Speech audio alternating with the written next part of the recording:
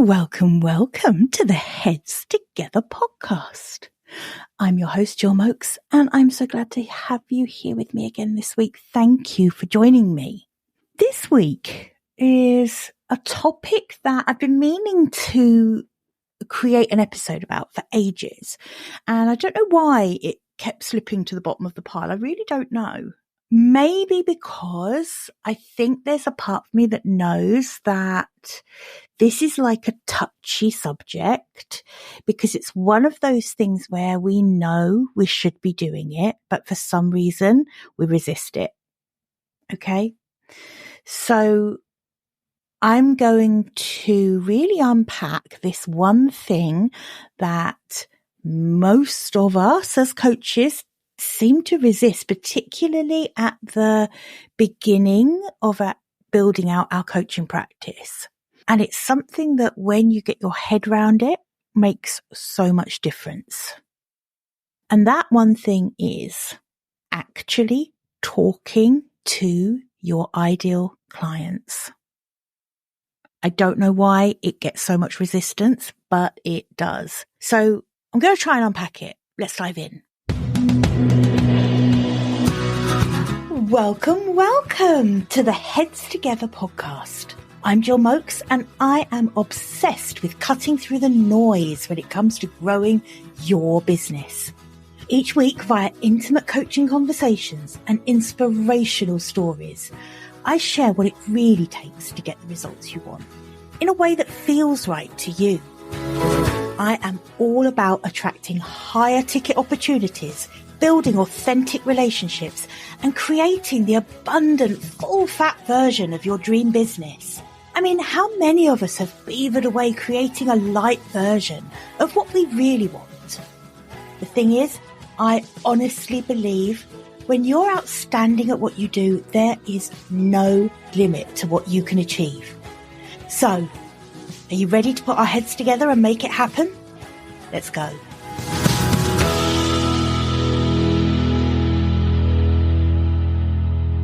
Okay, so the first thing is, if you're listening to this and thinking, oh my God, this is me, I can't think of anything worse than having to set up conversations with my ideal clients. It just feels so awkward. This episode is for you, because there are so many coaches and other entrepreneurs out there who don't do this, and it's so important. And I'm not talking about getting on calls to have a sales conversation.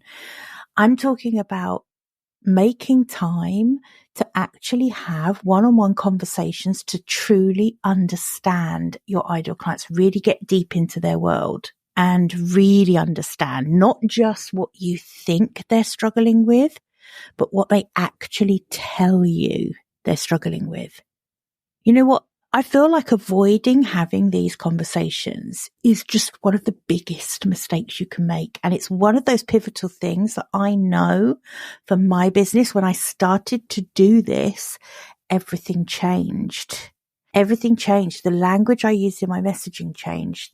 My website copy changed. Just everything changes. You have such a deeper understanding of those ideal clients. Just gives you so much more clarity around what you're doing. And it's absolutely the key to your marketing. It's so important. So why, if it's so important, do we avoid having these conversations? You know, I've heard tons of reasons. Things, oh, I don't want to bother people. Well, I don't need to talk to them because I already know what they're struggling with. That's a really popular one. I don't need to do that. I don't need to set up those awkward calls because I already know what the issues are, right? Another one I hear a lot is, well, what if they don't want to share with me? And I remember actually talking to one client a long time ago who was very resistant to doing this because she felt that those people would expect free coaching from her. Now, of course, my response to that is good, brilliant. If they expect free coaching from you on that call, wonderful. Coach them to within an inch of your life, because that we know that's how we enroll clients. But anyway, I don't know if you can relate to any of those, but I think these are quite common. This one of, I don't want to put them out. I don't want to bother them. Why would they give up their time to do that for me? And I think that's a really interesting one. All of these are just stories. In actual fact, people love talking about themselves. People love being asked to share about themselves, about their story, about the things that they're dealing with. I think that if you do it in the right way, people love having that space held for them to do that. So I think, it's the way you frame your request to them that will determine whether they feel like it's intrusive or it's a problem or, why is she asking me that? Or whether they think, what a really good, genuine, transparent way to do business. I would absolutely love to help this person. Right? So just be mindful that there's a lot of stories we tell ourselves around this. I've been really trying to think, what is the real reason that we resist doing this? What really is it? And I think it's this uncomfortable feeling of being face to face with the possibility that we might have got some things wrong about our assumptions. Especially if you're a way into building out your business, it's kind of, well, I've done that work. I've made my list of client pain points, so they must be true. And I don't really want to have to go back and revisit that because I'm pretty sure I did a really good job of it.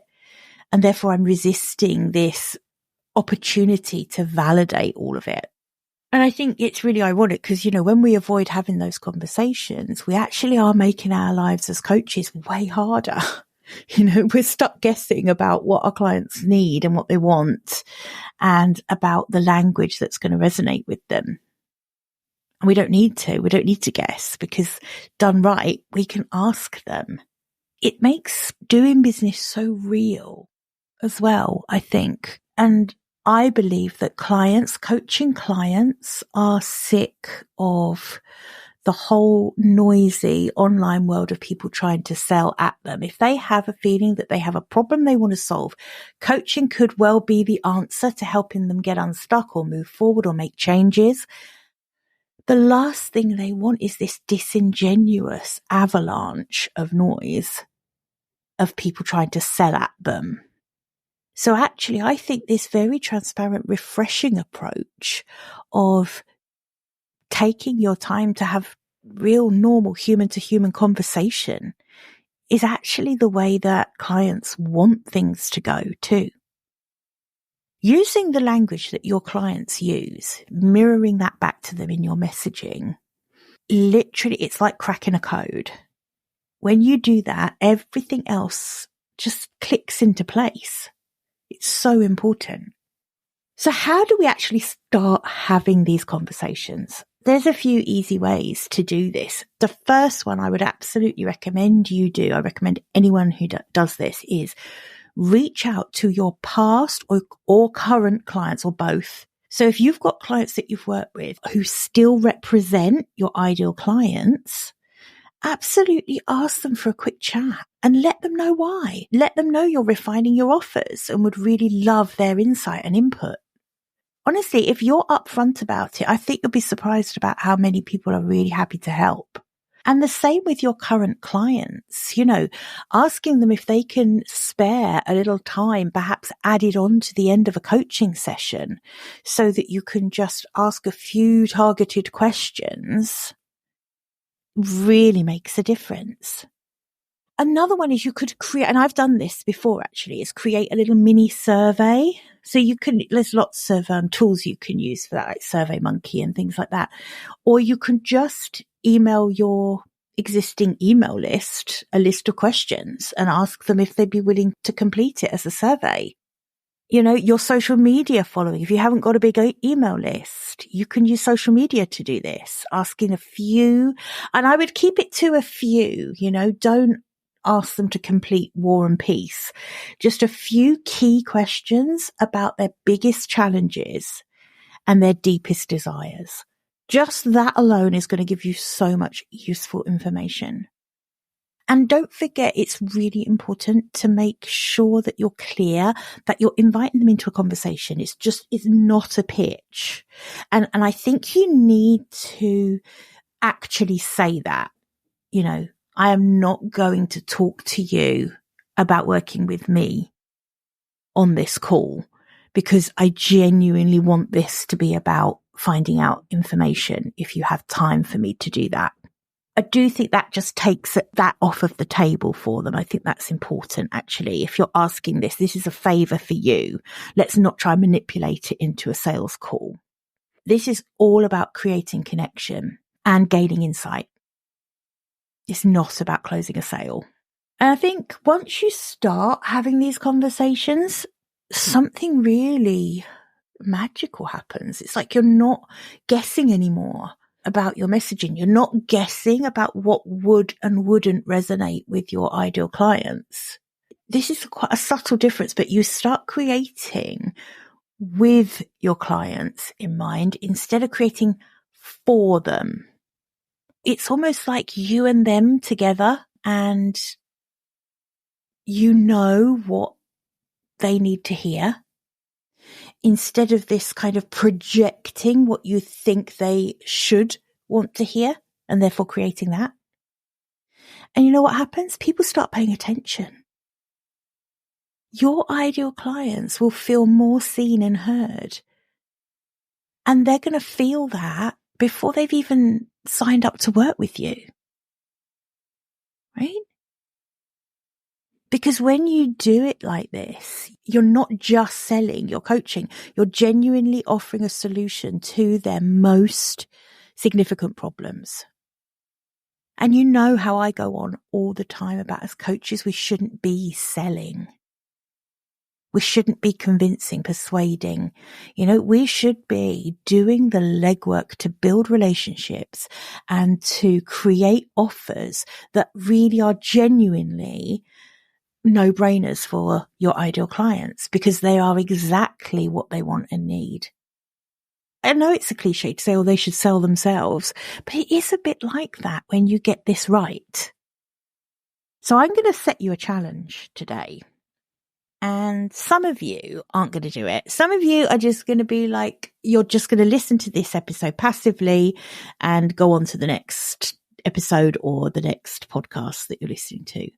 But some of you, I hope, will actually stop and think, you know what? If that is that important, maybe I will actually try this. There's no harm in trying something, right? I want you to reach out to 5 people and try and get on 5 calls within the next 10 days. Get curious. Work out what questions you could ask that are going to really give you the insights you need. Right? It's powerful. It's really simple. So many of us resist it, but it changes everything. And if it's something that you kind of know is important, but you've been putting it off, let this be that nudge to say, right, let's stop overthinking it. Start having conversations, real world, real life conversations. If you're a coach who wants to actually have impact, and if you know you get great results with your clients, then why would you not want to know as much as you can about them to make your messaging and your marketing just really on point? Honestly, if you do this, you are going to thank yourself later. And me, hopefully. So, who's up for the challenge? Next 10 days, 5 calls. If you want bonus points, and this is an offer, if you want to take me up on it, take me up on it. If you don't. But if you email info@jillmoakes.com, this is literally just come into my head as I'm recording this. I haven't thought it through at all. But this is how passionate I am about this. If you email info@jillmoakes.com with the 5 questions you want to put to the 5 people you're going to have conversations with, before you do it, I'll give you feedback on those 5 questions. And if there's a way of improving them, or if I think that tweaking them slightly or changing one or two of the questions might help, I'll give you that feedback so that you're really asking on point questions to get the most out of these client calls. Okay. And remember, there's lots of places. If you honestly can't think of a way to get on a call with a potential ideal client, then I would question whether you have thought carefully enough about the niche in which you want to be coaching, right? Seriously, this is that important. Well, I hope you enjoyed this episode.